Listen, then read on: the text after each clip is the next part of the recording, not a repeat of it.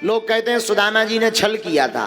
तुम लोगों ने भी यही सुना कि सुदामा जी ने छल किया था, गुरु माता ने चना दिए तो चोरी चुप के खा लिए, यही सुना था ना। तो भगवान ने श्राप दे दिया। नहीं, ऐसा नहीं है, पढ़ो पहले। इसलिए तो कहते हैं गुरु बिन होए ना ज्ञान। सुदामा जैसा मित्र ना हुआ ना होगा। भगवान ने कोई श्राप नहीं दी सुदामा को, हम खंडित करते हैं। कोई श्राप नहीं दी, एक भी बार श्राप नहीं दी भगवान। दरअसल वो चनों की कहानी ऐसी है, एक बुढ़िया माँ थी, बुढ़िया औरत, वो सिला बीना करती थी। सिला जानते हो?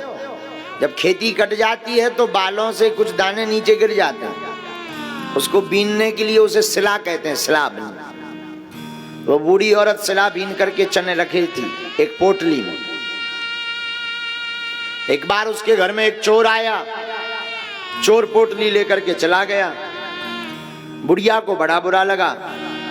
बुढ़िया ने श्राप दे दिया कि जिस प्रकार तू चोरी करके मेरे चने ले गया, जा, मैं श्राप देती हूं कि जो भी इन चनों को खाएगा वो जिंदगी भर दरिद्री रहेगा।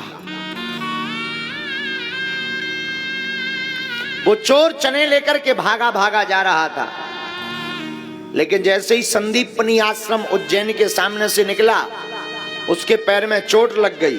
वो चोट लग करके मुंह के बल गिर पड़ा, हाथ से पोटली खुल गई, चने बिखर गए। चने बिखरे तो चोर ने बचने के उद्देश्य से चनों को वहीं छोड़ दिया और दौड़ लगा दी।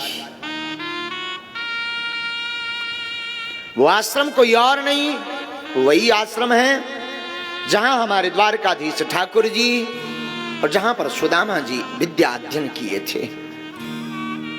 गुरु माता झाड़ू लगाने के लिए बाहर निकली, चने बिखरे हुए पोटली पाई।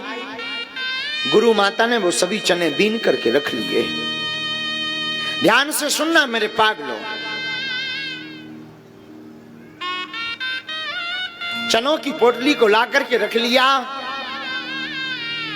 एक दिन कथा वैसे ही है, बरसात हुई, भोजन पकाने के लिए लकड़ियां नहीं थी, तो भगवान कृष्ण और सुदामा को लकड़ी लेने के लिए वन में भेजा। गुरु मां ने सोचा घर पे तो बहुत कुछ खाने, गुरु आश्रम में तो बहुत कुछ खिलाने को नहीं है, इन चनों को दे देते हैं, बच्चे चनों को खा करके रह लेंगे, शाम को फिर आकर के भोजन कर लेंगे। वो श्रापित चने जिन पर बुढ़िया श्राप दे चुकी थी कि जो भी इनको खाएंगे वो जीवन भर दरिद्री रहेंगे, श्रापित चने लेकर के भगवान कृष्ण तो थोड़ा आगे निकल गए, सुदामा जी थोड़ा पीछे थे। गुरु मां ने वो पोटली सुदामा जी को दे दी, बेटा तू भी खा लेना, आधा चने का भाग अपने मित्र कन्हैया को दे देना ताकि पेट के लिए कुछ आहार हो जाए। सुदामा ने गुरु मां को धन्यवाद दिया। हाथ में चनों की पोटली लेकर के सुदामा चले।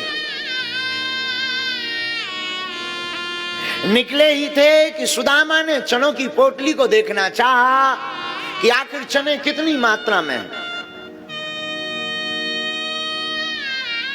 लेकिन सुदामा ने जब चनों को गौर से देखा, सुदामा कोई साधारण नहीं, भगवान कृष्ण का मित्र साधारण तो हो ही नहीं सकता। सुदामा भी ब्राह्मणो ब्रह्मवित्तमा विरक्त इंद्रियार्थेषु प्रसन्नात्मा जितेंद्रिया। सुदामा जी भी ब्रह्म को जानने वाले थे। सुदामा ने जब उन चनों को गौर से देखा तो सुदामा ने पाया यह चने श्रापित हैं, इनको श्राप लगी है कि जो भी इनको खाएगा वो जीवन भर दरिद्री रहेगा। गुरु मां ने तो आज्ञा दी कि दोनों आधा बांट बांट करके खा लेना। अगर मैं आधा आधा बांट करके खाऊंगा तो आधी जिंदगी मेरे कन्हैया को और आधी जिंदगी मुझे, दोनों को दरिद्रता भोगनी पड़ेगी। फिर मैं मित्र किस काम का? मैं एक काम करता हूं, चोरी चुपके पूरे चने को खा लेता हूं। मेरा कन्हैया राजा बना रहे, मैं भले ही दरिद्र हूं, मुझे कोई दिक्कत नहीं है।